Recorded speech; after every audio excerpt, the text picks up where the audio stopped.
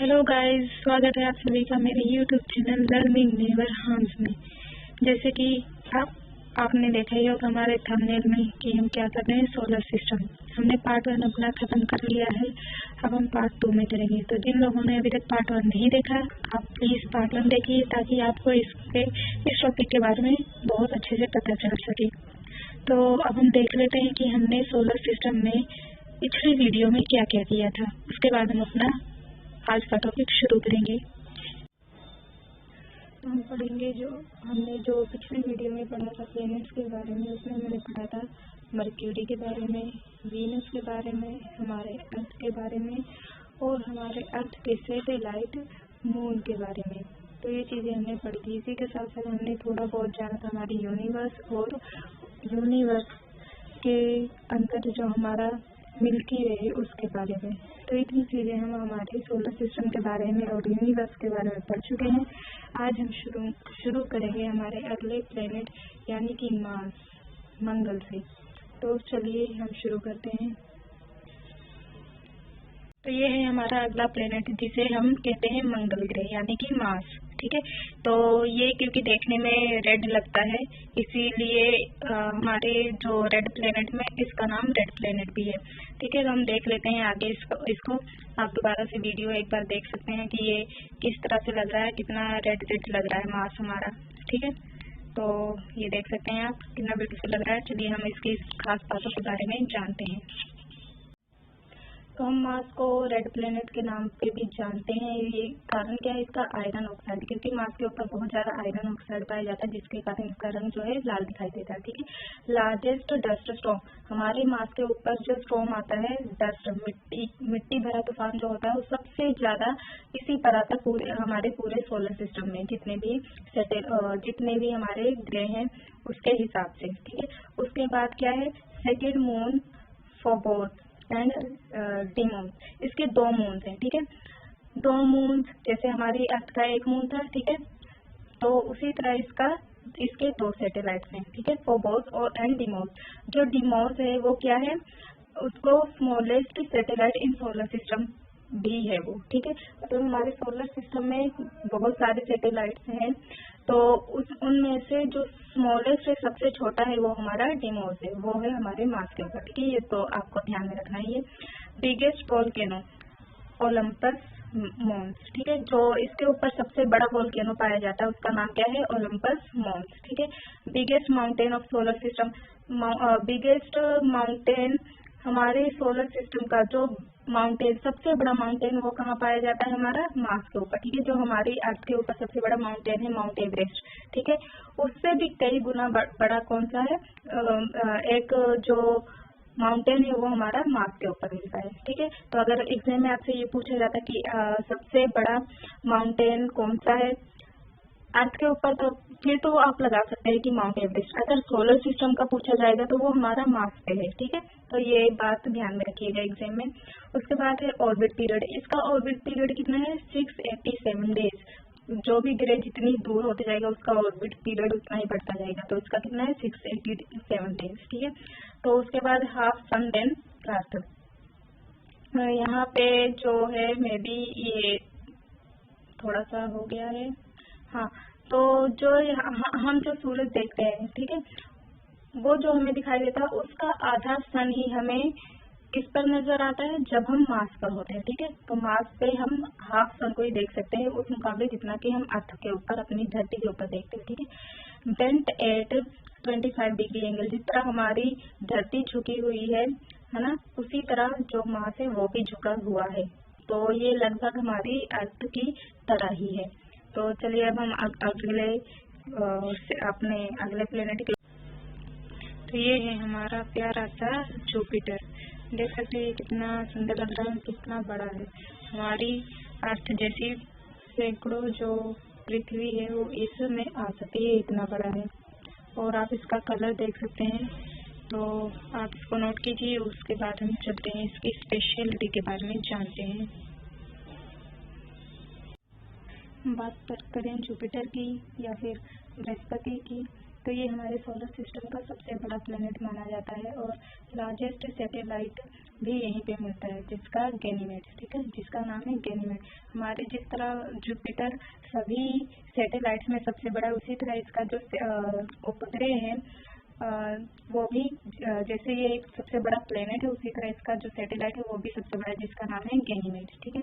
और गैस, इसको हम गैस जाइंट कहते हैं, ठीक है, गैस का दानव, क्योंकि जो हमारे पिछले 4 ग्रह हैं, ठीक है, आगे के 4 तो हमारे पत्थरों से बने हुए हैं, ठीक है, पत्थर से, मेटल से, जो हमारे पीछे वाले ग्रह हैं वो किस चीज से बने हुए हैं, गैसों से बने हुए। और ये क्योंकि ये गैस का बना हुआ प्लेनेट है जो कि बहुत बड़ा, इसलिए हम इसको गैस जाइंट कहते हैं, ठीक है।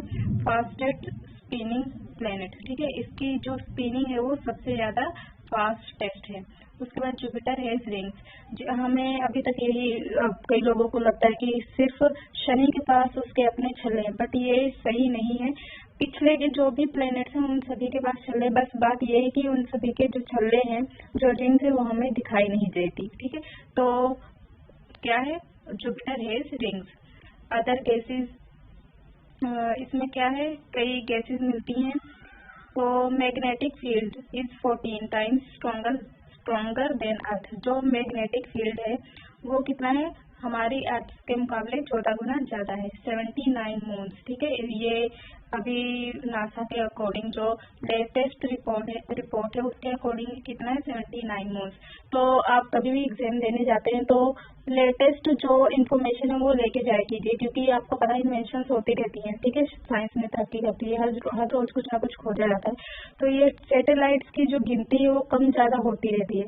पहले क्या था, जुपिटर के पास सबसे ज्यादा सैटेलाइट्स थे, बट अभी रिसेंटली इन्वेंशन हुई है और पता चला कि जुपिटर के पास नहीं, सबसे ज्यादा जो सैटेलाइट्स है किसके पास है, हमारी शनि के पास है।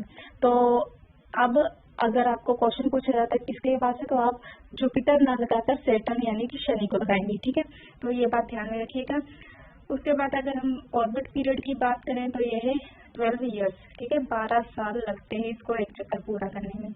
Vacuum cleaner of solar system, इसको सोलर सिस्टम का वैक्यूम क्लीनर माना जाता है, ठीक है, हर चीज की सफाई कर देता है, इसलिए इसको वैक्यूम क्लीनर कहते हैं, ठीक है। Distance from sun is 778.5 million kilometre, ठीक है, ये है इसका डिस्टेंस। उसके बाद अगर हम कलर की बात करें तो मैंने जैसे पहले भी बताया था कि ये कैसा है, येलो और येलोइश ऑरेंज है, ठीक है, इसका कलर। तो हाइड्रोजन गैस क्या है, इस पे हाइड्रोजन गैस 90% मिलता है, हीलियम गैस जो है 10% है, ठीक है, और कुछ दूसरी गैसेस भी मिलती हैं, अदर गैसेस, ठीक है। तो ये हो गया हमारा जुपिटर के बारे में। ये है हमारा शनि ग्रह, जो अपनी रिंग्स की वजह से क्या है, सबसे अलग दिखाई देता है। ये बहुत ही सुंदर लग रहा है, देख सकते हैं आप, जैसे चॉकलेट की तरह, चॉकलेट बोल खाने का मन करे वैसा कुछ दिखाई दे रहा है। तो ये अपनी रिंग्स की वजह से ही स्पेशल है, और ये हमारे प्लेनेट का, हमारे सोलर सिस्टम का क्या है, सेकंड लार्जेस्ट प्लेनेट है, ठीक है, ये भी गैसेस से ही बना हुआ है। चलिए हम इसके बारे में कुछ बातें जानते हैं। तो ये सैटर्न हमारा है, जो कि सेकंड लार्जेस्ट प्लेनेट है सोलर सिस्टम का। कलर येलो ब्राउन है इसका। ऑर्बिट पीरियड इसका 29 ईयर्स है। जितना जितना जाएंगे, दूर होते जाएंगे, उतना ऑर्बिट पीरियड बढ़ता जाएगा, तो इसका 29 हो गया। अभी इसके 82 मून्स है। अभी कुछ दिन पहले तक ही जो इसके मून्स थे वो हमारे जुपिटर से भी कम थे, पर अभी क्या हुआ, 82 हो चुके हैं, ठीक है, लेटेस्ट रिकॉर्ड के अकॉर्डिंग, ठीक है। और इसका Titan is the second largest moon of solar system. इसका जो इसके 82 मून्स में से जो टाइटन है वो इसका तो सबसे बड़ा मून है ही, साथ साथ ही हमारे सोलर सिस्टम का भी सबसे बड़ा मून यही है, ठीक है। तो जिस तरह जुपिटर हमारे सबसे बड़ा प्लेनेट था और उसका सैटेलाइट सबसे बड़ा था, उसी, और सैटर्न हमारा सेकंड लार्जेस्ट प्लेनेट है, उसी तरह इसका जो उपग्रह है वो भी क्या है, सेकंड लार्जेस्ट है, ठीक है। तो आप इस तरह से भी याद कर सकते हैं, इजी होगा आपको। उसके बाद it can float on water, क्योंकि ये गैसेस से बना हुआ है, इतना हल्का है कि ये पानी पर फ्लोट कर सकता है, तैर सकता है। इट हैज ब्यूटीफुल रिंग्स, आपने देखा ही था कितनी सुंदर इसकी रिंग्स थी। Major gases hydrogen and helium and some amount of methane, ठीक है। जो इसके ऊपर गैसेस मिलती है उनमें सबसे ज्यादा कौन सी गैसेस होती है, हाइड्रोजन एंड हीलियम, और कुछ हमें मीथेन की भी मात्रा मिल जाती है, ठीक है। तो और क्या है, ammonia and other gases, methane के साथ साथ अमोनिया और अदर गैसेस भी सैटर्न के ऊपर मिलती हैं। ये हमारे सैटर्न के बारे में कुछ खास बात है। अब हम चलते हैं अपने अगले ग्रह पर। तो अब हम बात कर रहे हैं हम अपने अगले प्लेनेट के बारे में, जो कि है ये, और इसका नाम क्या है? इसका नाम है, हमारा सैटर्न के बाद कौन सा आता है? यूरेनस। ठीक है, इसको हिंदी में अरुण कहते हैं। तो हम इसके बारे में खास बातें क्या है उसके बारे में जान। तो अब हम बात करेंगे हमारे अगले प्लेनेट यूरेनस के बारे में, जिसको हम आईसीजियान कहते हैं। It rotates east to west. ठीक है, ये ईस्ट से वेस्ट की ओर रोटेट करता है, और जो इसका कलर है वो है ब्लू ग्रीन, और इसका जो ऑर्बिट पीरियड है वो 84 ईयर्स है। यहाँ पे स्पेलिंग मिस्टेक हो गया तो आप इसको काट दीजिए। इसका पीरियड जो है ऑर्बिट ORBIT, ये है ऑर्बिट। ठीक है, ऑर्बिट पीरियड 84 ईयर्स है इसका, और जो इसके मून है वो है 27, और जो इसके ऊपर इम्पोर्टेंट सैटेलाइट ये भी अब 27 है। सबके नाम हम याद नहीं कर सकते, तो जो इम्पोर्टेंट एग्जाम के पॉइंट ऑफ व्यू से है वो है ये वाला, Umbriel, Titania and Miranda. These 3 are कौन से हैं जो इम्पोर्टेंट है, जो एग्जाम में पूछे जा सकते हैं। इट हैज रिंग, तो हमारे शनि की तरह इसके भी क्या है? रिंग है। चलिए हम आगे बढ़ते हैं। आगे हम बात करते हैं हमारे आखिरी प्लेनेट के बारे में, जो कि है नेपच्यून। ठीक है, तो इसका कलर आप देख सकते हैं ब्लू कलर का है, और ये एक लौता ऐसा प्लेनेट है जिसको हम अपनी नंगी आंखों से नहीं देख सकते हैं। ठीक है, बाकी प्लेनेट है उसको हम किसी न किसी वक्त पर देख सकते हैं, बट इसे नहीं देख सकते। तो चलिए जानते हैं इसके बारे में। तो नेपच्यून की बात करें, ग्रेटेस्ट स्मॉलेस्ट गैस जियांट। हमारे जो पिछले के 4 ग्रह हैं, बृहस्पति से शुरू करके जुपिटर से लेकर पिछले के 4 ग्रह, वो क्या है? हमारे गैसी प्लैनेट्स हैं। ठीक है, तो गैसी प्लैनेट जितने भी उनमें से सबसे छोटा हमारा क्या है? नेपच्यून है। ठीक है, अगर वैसे ही बात करें तो वैसे ही हमारा क्या है? मर्क्यूरी, बुध है। ठीक है, बट गैसी प्लैनेट्स में हमारा है स्मॉलेस्ट नेपच्यून। कलर इसका ब्लू है। कोल्डेस्ट प्लेनेट है क्योंकि सबसे ज्यादा डिस्टेंस है इसी का हमारे सन से, इसलिए सबसे ज्यादा ठंडा यही हुआ। इसके जो मून्स की संख्या है वो है 14। Its largest moon is Titan, क्योंकि 14 में से सबसे ज्यादा बड़ा जो मून इसका है वो है टाइटन। ऑर्बिट पीरियड जो है वो 165 ईयर्स है, 165 साल लगते हैं एक चक्कर पूरा करने में। और इट हैज 6 सेंटरिंग। इसकी जो रिंग्स है वो 6 है, यहाँ पे इज नहीं है, यहाँ पे हेज है। तो इसकी जो रिंग्स है उसकी संख्या कितनी? 6।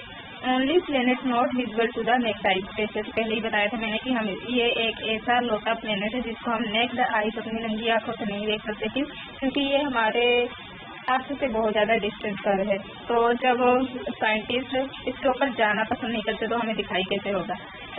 आपको पता ही होगा कि नेपच्यून के ऊपर आज तक बहुत ही कम लोगों ने कोशिश की है जाने की, क्योंकि इतना डिस्टेंस इस पे जाने के लिए ही कई साल लग जाएंगे, तो इतना लंबा इंतजार कोई करना नहीं चाहता, इसलिए किसी को इस यहाँ पर जाने में कोई दिलचस्पी नहीं। तो अब आप देख सकते हैं कि ये क्या है? ये है एस्टेरॉइड। ठीक है, हमारा जो मार्स है और जुपिटर है उनके बीच में एक बेल्ट पाई जाती है जिसमें कि ये एस्टेरॉइड्स मिलते हैं। ठीक है, और ये बहुत ही बड़े बड़े पत्थर होते हैं। ठीक है, और जो जैसे कि हमारा प्लेनेट है वो आसपास चक्कर लगाता है सूरज के, वैसे ही ये जो एस्टेरॉइड बेल्ट है ये भी हमारे सन के आसपास चक्कर लगाते हैं। ठीक है, और जब ये बहुत बड़े बड़े साइज के होते हैं, बट हमारा जो प्लेनेट का साइज है उससे थोड़े से छोटे होते हैं। और अगर ये, क्योंकि इनमें भी बहुत ही हलचल होती रहती है, तो जब इनके जो छोटे छोटे टुकड़े होते हैं उसको हम क्या कहते हैं? उसको हम कहते हैं मेट्रॉइड। ठीक है, मेट्रॉइड। और जो बड़े होते हैं उसको हम कहते हैं एस्टेरॉइड। तो जब ये चक्कर लगाते हुए, चलो मैं आपको आगे इमेज दिखाती हूँ पहले कि ये होते कहाँ पर हैं। तो आपको ये जो पट्टी दिख रही है ना फर्स्ट 4 प्लेनेट्स के बाद में, यहीं पे होता है हमारा एस्टेरॉइड बेल्ट, इसी को हम कहते हैं एस्टेरॉइड बेल्ट। तो ये जैसे ये बाकी सभी प्लेनेट्स क्या करते हैं? इसके आसपास चक्कर लगाते हैं, उसी तरह ये एस्टेरॉइड बेल्ट भी क्या है? हमारे सन के आसपास चक्कर लगाते हैं। तो जो इनका साइज होता है हमारे प्लेनेट से क्या होता है? छोटा होता है। ठीक है, तो और जो इनके छोटे छोटे टुकड़े होते हैं ना, ये जो एस्टेरॉइड है ये भी वैसे काफी बड़े होते हैं, पर जो इनके छोटे छोटे से टुकड़े होते हैं उनको हम कहते हैं मीटियोर। ठीक है, तो आपको पता लग गया होगा एस्टेरॉइड में और मीटियोर्स में क्या डिफरेंस होता है। ठीक है, और जो पहले के हमारे 4 प्लेनेट्स हैं वो हमारे बने होते हैं पत्थरों से। ठीक है, पत्थर तो बाकी मटेरियल से, और जो पीछे के हमारे ये चारों प्लेनेट्स हैं वो किस चीज से बने होते हैं? वो हमारे बने होते हैं गैसेस से। इस यही कारण है कि जो पीछे के प्लेनेट्स हैं वो साइज के अकॉर्डिंग इन चारों से बहुत ज्यादा बड़े होते हैं, ठीक है। तो और जो हमारी अर्थ है और वो पता नहीं कितनी अर्थ हमारे इस जुपिटर में आ सकती है, सोचिए हमारा जुपिटर कितना बड़ा है, ठीक है। तो आपको आई होप आपको पता लग गया होगा कि ये एस्टेरॉइड क्या है और एस्टेरॉइड बेल्ट क्या है। हमारे सोलर सिस्टम में बात करें तो दो बेल्ट होती है, एक तो ये हो गया यहाँ पर और दूसरा होता है इसके बाद में, ठीक है। तो जो हमारा प्लूटो ग्रह है जिसको सब कहते हैं कि अलोप हो चुका है, गायब हो गया है, वो एक्चुअल में बाहर नहीं हुआ है, उसको हमने क्या किया है हमारे सोलर सिस्टम से बाहर कर दिया है। इसका कारण क्या है? इसका कारण है कि जो वो हमारे सोलर सिस्टम के रूल्स को फॉलो नहीं करता, जैसे ये बाकी प्लैनेट्स हैं इनके अपने अपने ऑर्बिट से जो अपने अपने ऑर्बिट के अकॉर्डिंग चक्कर लगाते हैं, बट जो प्लूटो था या फिर उसके बाद में जो और भी प्लैनेट्स हैं वो इस रूल्स को फॉलो नहीं करते थे, उनकी जहाँ पे मर्जी होती थी वहीं पे ही चले जाते थे, इसलिए हमने उन्हें अपने सोलर सिस्टम से बाहर कर दिया है, ठीक है। तो इसके बाद में भी एक पट्टी आती है, ठीक है। तो इस तरह हमारे सोलर सिस्टम में क्या है, दो बेल्ट पाए जाते हैं। एक ये हो गया एस्टेरॉइड बेल्ट, यहाँ पे होता है कुपर बेल्ट। कुपर बेल्ट के बाद में जो भी बहुत सारे प्लैनेट्स हैं उसको हम कहते हैं डार्क प्लैनेट, जो छोटे छोटे प्लैनेट्स हैं, ठीक है। आई होप आपको पता लग गया होगा प्लूटो के बारे में कि वो असल में गायब नहीं हुआ बल्कि हमारे सोलर सिस्टम से बाहर हो चुका है। तो ये बात आपको कुछ नया जानने को मिला आई होप। तो चलिए हम अब आगे बढ़ते हैं। तो चलिए जानते हैं थोड़ा एस्टेरॉइड बेल्ट के बारे में, थोड़ी सी डेफिनेशन देख लेते हैं।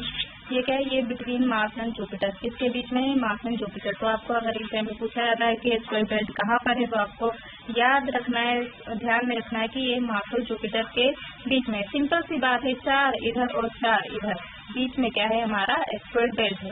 तो आई होप आपको आसानी होगी याद करने में। उसके बाद asteroid are made of rock, metals and are all irregular shape, ठीक है। ये किससे बने हैं, हमारे रॉक से, पत्थरों से बने हैं, मेटल्स से बने हैं, और इनका जो शेप है वो कोई फिक्स नहीं है कि ये राउंड शेप है या फिर ये क्यूबिक शेप है, ये क्या है इरेगुलर शेप, अपनी मर्जी से कुछ भी शेप लिया हुआ है इन सब ने। तो आप लोगों को पता लग गया होगा, ठीक है। तो उसके बाद मेट्रॉइड्स आपको पता लग गया, जो इसी का छोटा रूप होता है उसको कहते हैं मेट्रोइड्स, ये ई है, ठीक है।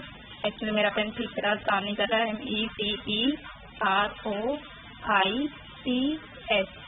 ठीक है। तो ये क्या है मेट्रॉइड्स। मेट्रॉइड्स क्या है, इसी का छोटा रूप होता है। तो जब ये कभी भी जब ये हमारे वायुमंडल में दाखिल होते हैं, ठीक है, तो क्या होता है, हवा से इनका सामना होता है, हवा से इनकी रगड़ होती है, क्योंकि इनकी स्पीड बहुत ज्यादा होती है, तो ये जलने लगते हैं, ठीक है। तो आपने जो टूटता हुआ तारा देखा है वो एक्चुअल में यही होते हैं, ठीक है। तो चलिए मैं आपको दिखा देती हूँ। तो आप देख सकते हैं ये है हमारा मेट्रॉइड, ठीक है। जब कभी भी ये हमारे वायुमंडल में आते हैं तो क्या होता है, ये जलने लगते हैं, ठीक है। तो ये जलते हैं, तो इसी को हम कहते हैं, तो ये जब जलते हैं ना तो हमें तारे की तरह दिखाई देते हैं। आप लोग कहते हैं ना रात को टूटता हुआ तारा देखा, वो एक्चुअल में क्या होते हैं, ये मेट्रॉइड्स होते हैं, ठीक है। और कई बार ये क्या करते हैं, हमारी पृथ्वी पर आकर गिरते हैं। तो हमारी पृथ्वी, आपको शायद पता ना हो, पर हमारी पृथ्वी पर जो जीवन आया है वो इन्हीं मेट्रॉइड्स की वजह से ही आया है। ये हमारी पृथ्वी पर गिरे और इसी की वजह से हमारी पृथ्वी पर पानी भी आया, ठीक है। तो कह सकते हैं हमारे पृथ्वी पर जो जीवन की शुरुआत हुई है वो इन्हीं मेट्रॉइड्स की वजह से हुई है, ठीक है। और अगस्त का मंथ जो होता है होता है मेट्रोइड शावर का, ठीक है। बहुत जगह पे टूटते हुए तारे दिखाई देते हैं इसी मंथ के दौरान, अलग अलग स्पेसिफिक जगहों से आप देख सकते हैं। तो आई होप आपको पता चल गया होगा। चलो मैं आपको दिखाती हूँ जब ये तारे की तरह किस तरह दिखाई देते हैं। तो ये देखिए कुछ इस तरह से दिखाई देता है, जिसको हम कहते हैं टूटता हुआ तारा, जिसको हम इंग्लिश में क्या कहते हैं, शूटिंग स्टार, ठीक है। तो अगस्त के मंथ पे कई जगहों से आप मेट्रोइड शावर देख सकते हैं, टूटते हुए तारों को देख सकते हैं, ठीक है। तो चलिए आपको पता लग गया होगा आई होप कि क्या मतलब होता है मेट्रोइड का, एस्टेरॉइड बेल्ट क्या होता है, शूटिंग स्टार क्या होता है, ठीक है। एस्टेरॉइड में और मेट्रोइड में क्या डिफरेंस होता है, आई होप अभी आपको सब कुछ क्लियर हो चुका होगा। चलिए आगे बढ़ते हैं। तो इसी के साथ हमारा आज का टॉपिक खत्म होता है और अब मैं आपसे कुछ सवाल पूछने जा रही हूँ जिसके जवाब आप मुझे नीचे कमेंट बॉक्स में देंगे। तो मेरा पहला सवाल है, biggest planet in solar system. Solar system का सबसे बड़ा प्लेनेट कौन सा है, ग्रह कौन सा है? अर्थ यानी कि पृथ्वी, Neptune, Varun, Jupiter, Brihaspati, Mars, Mangal. तो जो भी ग्रह सबसे बड़ा वो मुझे कमेंट बॉक्स में बताइए। हमारा अगला सवाल है, which planet is known as blue planet.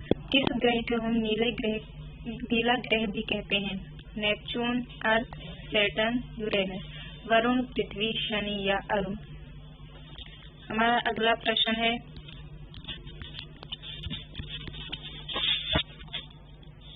Which planet is known as morning और इवनिंग स्टार। किस ग्रह को हम डूबता हुआ या फिर उगता हुआ तारा भी कहते हैं? यूरेनस, सैटर्न, जुपिटर, अर्थ। अरुण, शनि ग्रह, बृहस्पति ग्रह या अर्थ यानी कि पृथ्वी। तो आप मुझे इन सभी सवालों के जवाब नीचे कमेंट बॉक्स में दीजिए। तो इसी के साथ मेरा आज का ये टॉपिक खत्म होता है। मुझे पूरी उम्मीद है कि आपको मेरा टॉपिक पसंद आया होगा। अगर आपको अच्छा लगा तो लिख के जरूर बताइए और मेरे जो आपसे सवाल पूछे उसका जवाब भी दीजिए। साथ ही साथ अगर आपने अभी तक मेरा चैनल सब्सक्राइब नहीं किया है तो प्लीज सब्सक्राइब करें और बेल आइकन को दबाएं ताकि आपको नोटिफिकेशंस मेरे आने वाली वीडियोस का मिल सके। और साथ ही साथ आप मेरे वीडियो को ज़्यादा से ज़्यादा शेयर कीजिए और प्लीज जाने से पहले लाइक करना मत भूलिए।